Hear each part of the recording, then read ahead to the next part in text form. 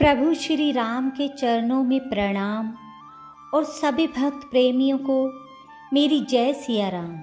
राम से बड़ा कोई सत्य नहीं और हनुमान से बड़ा कोई भक्त नहीं। एक बार की बात है, श्री राम दरबार में हनुमान जी महाराज श्री राम जी की सेवा में इतने तन्मय हो गए कि गुरु वशिष्ठ के आने का उनको ध्यान ही नहीं रहा। सभी ने उठकर उनका अभिवादन किया, पर हनुमान जी नहीं कर पाए। गुरु वशिष्ठ ने राम जी से कहा कि राम, गुरु का भरे दरबार में अभिवादन नहीं कर अपमान करने पर क्या सजा होनी चाहिए।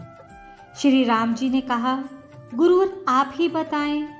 वशिष्ठ जी ने कहा, मृत्यु दंड। श्री राम जी ने कहा, स्वीकार है। तब श्री राम जी ने कहा, गुरुदेव आप बताएं कि यह अपराध किसने किया है। बता दूंगा, पर राम वो तुम्हारा इतना प्रिय है कि तुम अपने आप को तो सजा दे दोगे, पर उसको नहीं दे पाओगे। श्री राम जी ने कहा, गुरुदेव राम के लिए सब समान हैं। नहीं राम, मुझे तुम्हारे ऊपर तनिक भी संशय नहीं है, पर मुझे दंड के परिपूर्ण होने पर संशय है। अतः यदि तुम विश्वास दिलाते हो कि तुम स्वयं उसे मृत्यु दंड अपने अमोघ बाण से दोगे, तो ही मैं अपराधी का नाम और अपराध बताऊंगा। श्री राम जी ने पुनः अपना संकल्प व्यक्त कर दिया। तब वशिष्ठ जी ने बताया कि ये अपराध हनुमान जी ने किया है। हनुमान जी ने भी स्वीकार कर लिया। तब दरबार में राम जी ने घोषणा की कि कल सायं काल सरयू के तट पर हनुमान को मैं स्वयं अपने अमोघ बाण से मृत्यु दंड दूंगा। हनुमान जी के घर जाने पर उदासी की अवस्था में माता अंजनी ने देखा तो चकित रह गई कि मेरा लाल महावीर, अतुलित बल का स्वामी, ज्ञान का भंडार आज इस अवस्था में। माता ने बार बार पूछा, पर जब हनुमान चुप रहे तो माता ने अपने दूध का वास्ता देकर पूछा। तब हनुमान जी ने बताया कि ये प्रकरण हुआ है अनजाने में। माता, आप जानती हैं कि हनुमान को संपूर्ण ब्रह्मांड में कोई नहीं मार सकता, पर भगवान श्री राम के अमोघ बाण से भी कोई नहीं बच सकता। तब माता ने कहा, हनुमान, मैंने भगवान शंकर से राम नाम मंत्र प्राप्त किया था और तुम्हें भी जन्म के साथ ही वह नाम घुट्टी में पिलाया, जिसके प्रताप से तुमने बचपन में ही सूर्य को फल समझकर मुख में ले लिया था।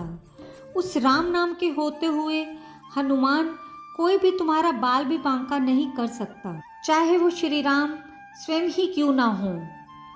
राम नाम की शक्ति के सामने राम की शक्ति और राम के अमोघ शक्ति बाण की शक्तियां महत्वहीन हो जाएंगी। जाओ मेरे लाल, अभी से सरयू के तट पर जाकर राम नाम का उच्चारण करना आरंभ कर दो। माता के चरण छूकर हनुमान जी सरयू किनारे राम राम रटने लगे। सायंकाल राम अपने संपूर्ण दरबार सहित सरयू तट पर आए। सबको कौतूहल था कि क्या राम हनुमान को सजा देंगे, पर जब श्री राम ने बार बार राम बाण अपने महान शक्तिधारी अमोघ शक्ति बाण चलाए, पर हनुमान जी के ऊपर उनका कोई असर नहीं हुआ, तो गुरु वशिष्ठ जी ने शंका जताई कि राम, तुम अपनी पूर्ण निष्ठा से बाणों का प्रयोग कर रहे हो। तब श्री राम ने कहा, हाँ गुरुदेव, मैं गुरु के प्रति अपराध की सजा देने को अपने बाण चला रहा हूँ।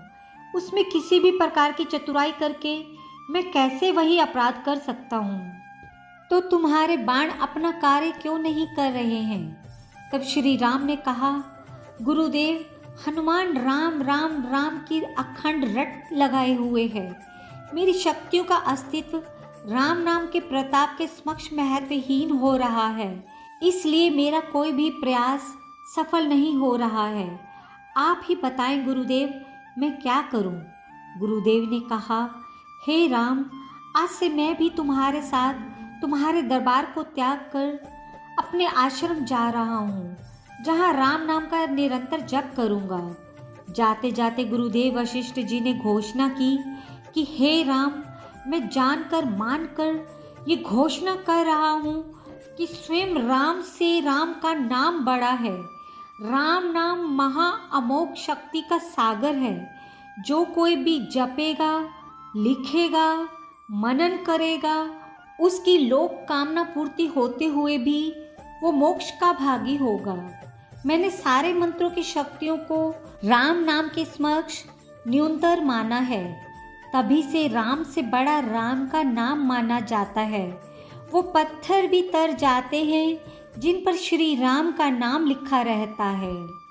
राम से बड़ा राम का नाम, प्रेम से बोले जय सिया राम।